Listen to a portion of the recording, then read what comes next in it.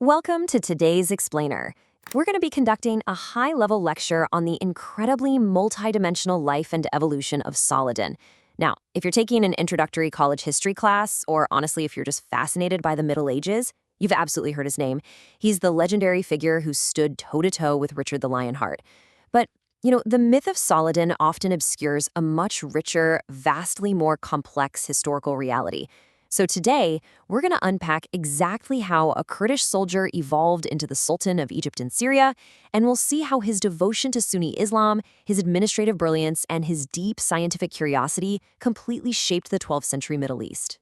Okay, let's jump right into the syllabus for this explainer. First, early life and rise. Second, unifying Egypt and Syria. Third, campaigns against the Crusaders. Fourth, faith, science, and governance. And finally, number 5, the chivalrous legacy. Section 1, early life and rise.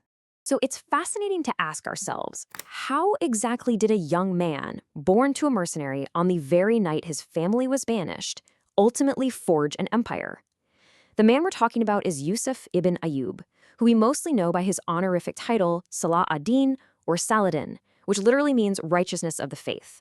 He was born around 1137 in Tikrit, in modern-day Iraq, into a family of Kurdish ancestry. His father, Ayyub, was a military governor who was actually expelled from his post the exact night Saladin was born. This displaced family eventually found refuge in Mosul and later Damascus, completely weaving their way into the service of the powerful Ayyubid Dynasty. His ascent to power was just incredibly rapid. In 1164, a young Saladin was sent to Egypt alongside his uncle, a military commander named Shirkuh.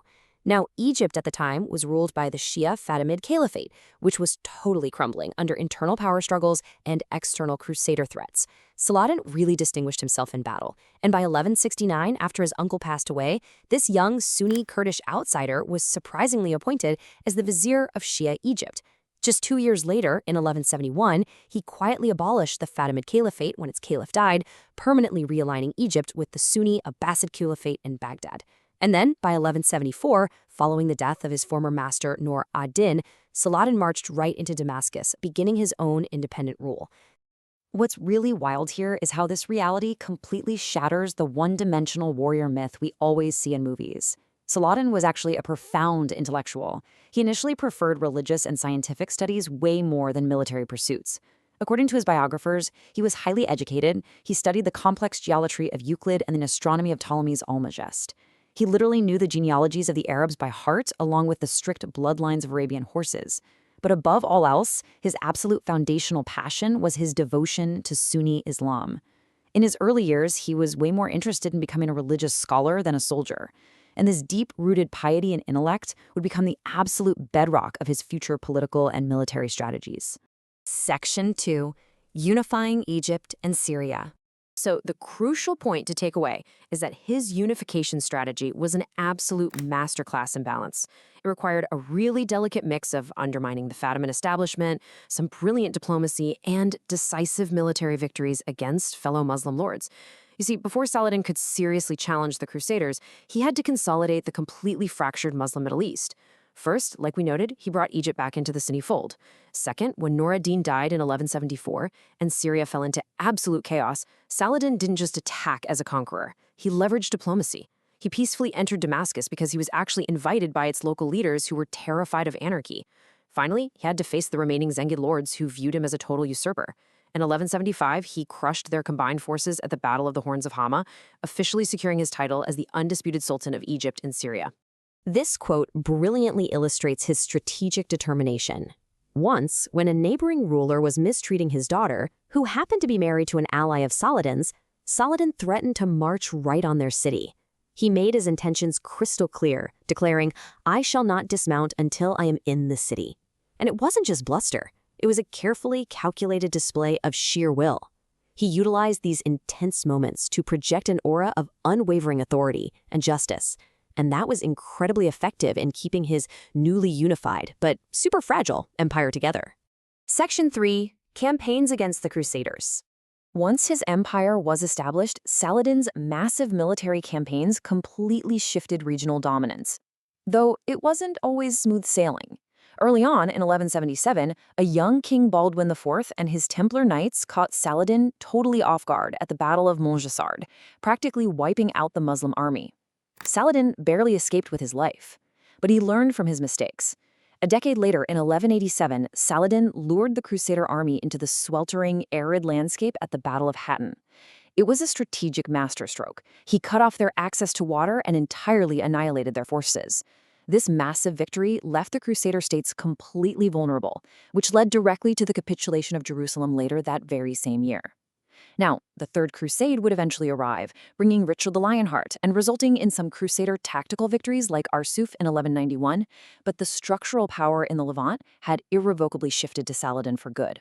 Following that huge victory at Hattin, the Crusader king Guy of Lusignan and the notorious rogue Raynald of Chatillon were captured and brought directly into Saladin's tent.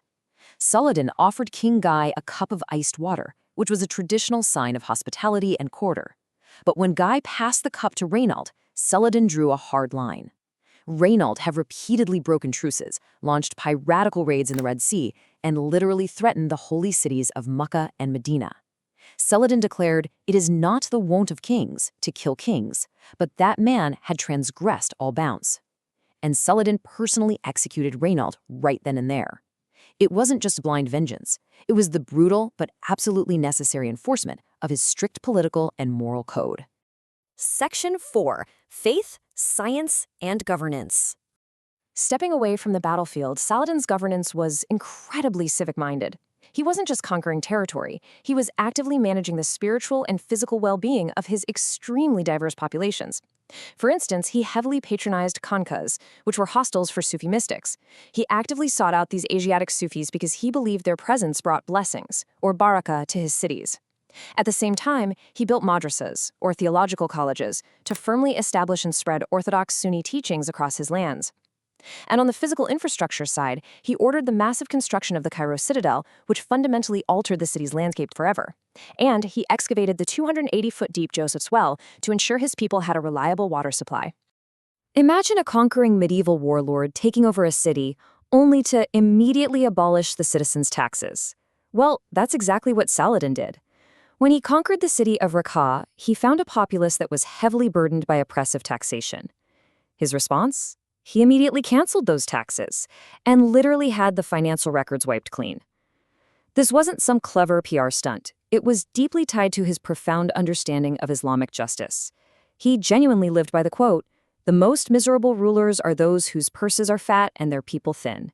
To Saladin, a ruler's legitimacy derived directly from the prosperity and the piety of the people he governed, definitely not the size of his own treasury.